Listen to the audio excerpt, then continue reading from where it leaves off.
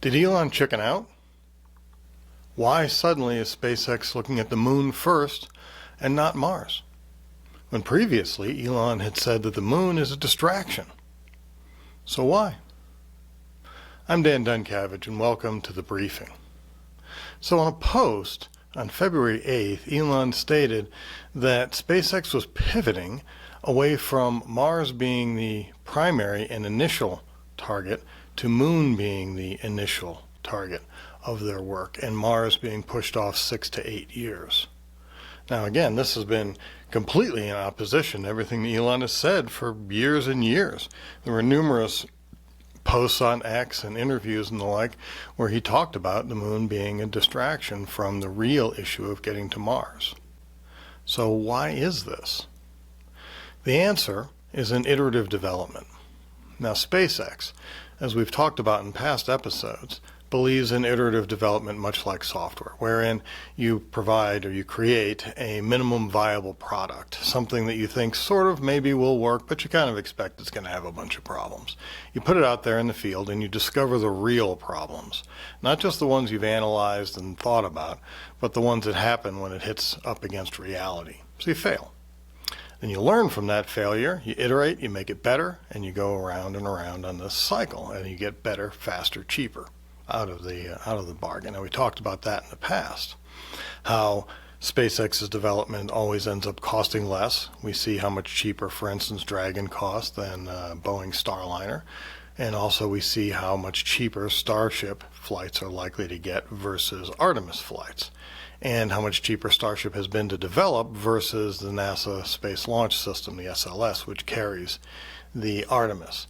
And usually these differences are twice as cheap, or maybe 10 times or 100 times cheaper in the case of Artemis missions versus Starship missions. The key to making this iterative system work is cycle time.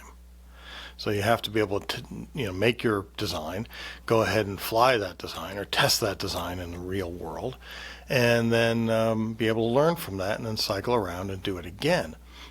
And with Mars, the problem is the cycle time is very, very long. You only get to launch to Mars about once every 26 months. So if you launch today, you can't launch again for 26 months. As a matter of fact, you can't launch today. We're not in a launch window right now, and that launch window is fairly narrow. It takes 6 to 9 months just to get there. So you do a launch. It takes 6 to 9 months before you find out whether or not your thing worked. Let's assume we're dealing with the deceleration phase or the landing phase, that final part. That's where the real problem happens. We actually try to get slowed down, get into the Martian atmosphere, and then actually put something on the ground on Mars without breaking it. So that issue, let's say you have a problem there. Now you just got to take you 6 to 9 months before you discover the problem. Now you got to wait. You can't launch again 26 months since you started, so let's say it's 9 months it took. 26 minus 9, you got 15 more months before you can launch again. So they'll go ahead and then you do a change. Let's say the change was a simple one. That change now is going to take, let's say it's a simple one and it takes just a few weeks to change it or a month to change it. Now you've got, a year of not being able to work on it, waiting till you can even launch the thing, and then you wait another 6 to 9 months till it gets there. So you have your engineers in these long wait states. Now obviously they're not going to be sitting there doing nothing, but they can't be working on that particular thing because they don't get the result of whether that thing worked for all this amount of time, and that's inefficient and it takes a long time. Let's take a look at Starship. It looks like about 15 flights is going to be what it takes to get to full reusability. I think they're at flight 12 now. Maybe it's 16, maybe less, maybe more, but still in that ballpark. Now when you look at all this and then you say, okay, well, if it's going to take, now Mars is harder than Starship, so you're talking like a half a century of iterations till you get this thing working on Mars. That is just completely unacceptable. Now I think Elon went into this thinking that he would be able to do it on fewer iterations. I think maybe the Starship experience has extended his number of iterations that he thinks is going to be required. But then you take a look at the moon. Now what do you need to do to survive on Mars? What do you need to do to be able to get to Mars? Well, you have to fly there, of course, then you have to decelerate, and then you have to land, and you're not getting a lot of help out of the Martian atmosphere. You've got a lot of radiation to deal with. You're going to have robotic systems to go ahead and build your base there. You're going to deploy systems. You're going to start building energy on Mars, probably solar arrays, but you're also going to start using what they call in situ resource utilization, ISRU, to use the regolith on the moon and the Martian soil to make structures and to do things. So the whole goal is to become self-sufficient on that next place. Well, you have to do the same stuff on the moon. You're going to have to dig. You're going to have robots running around there dealing with dust and dealing with problems and dealing with lower gravity and dealing with higher radiation, and you're going to have to remotely control them. But those remote controls can only be you're going to have to send commands, because even the moon is still, it's not close enough that you could just, drive it like a video game. There's still a little bit of time lag in there. Mars, of course, time lag is a lot longer. So a lot of the same sorts of technologies are going to be necessary. And so you could get really good at those technologies by dealing with the moon. And rather than talking about quarters and years between iterations, on the moon, your iterations are measured in days and weeks. So it's much, much faster. And I think so that's the stated reason. And I think that's the majority of the reason, but there might be a little bit more to it.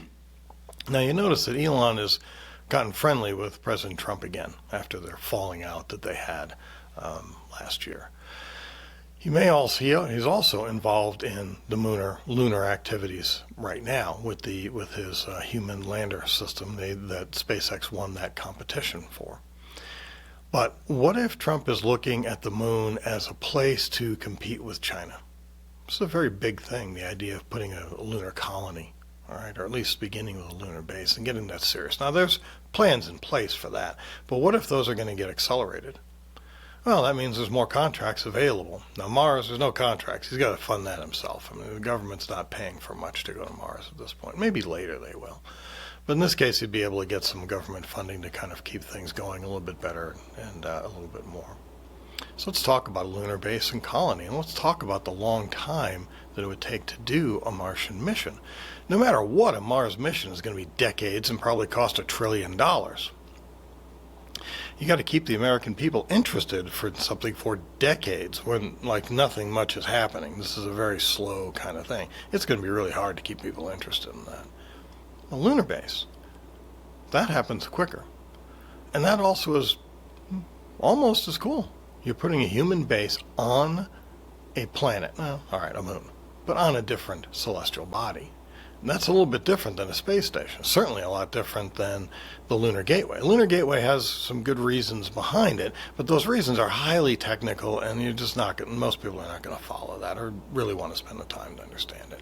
It is just a space station in a slightly different place with an exotic orbit that has some energetic advantages. That's really not a good public concept right there. I mean, it's barely good enough for engineers. But a lunar base, moving towards a lunar colony in competition with China, well, that's kind of exciting. So you'll be able to keep people interested. You'll be able to keep the funding going. To that end, I proposed at NASA long ago to have rovers on the moon, that we would go once every quarter and NASA would simply drop off a bunch of rovers. And those rovers, some of them could be built by colleges and maybe driven by college students, or have science fair competitions such that high school students could drive a rover on the moon. I think that would be a great public affairs win. As unsurprisingly, no one in public affairs at NASA or in NASA leadership thought that could see why that might be a good idea. That tells you a little bit about how NASA works.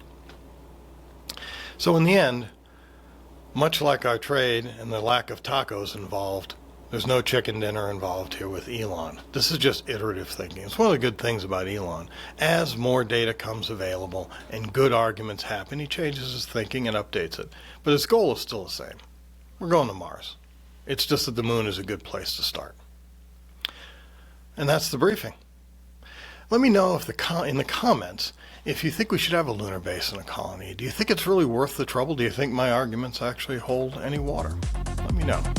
See you next time.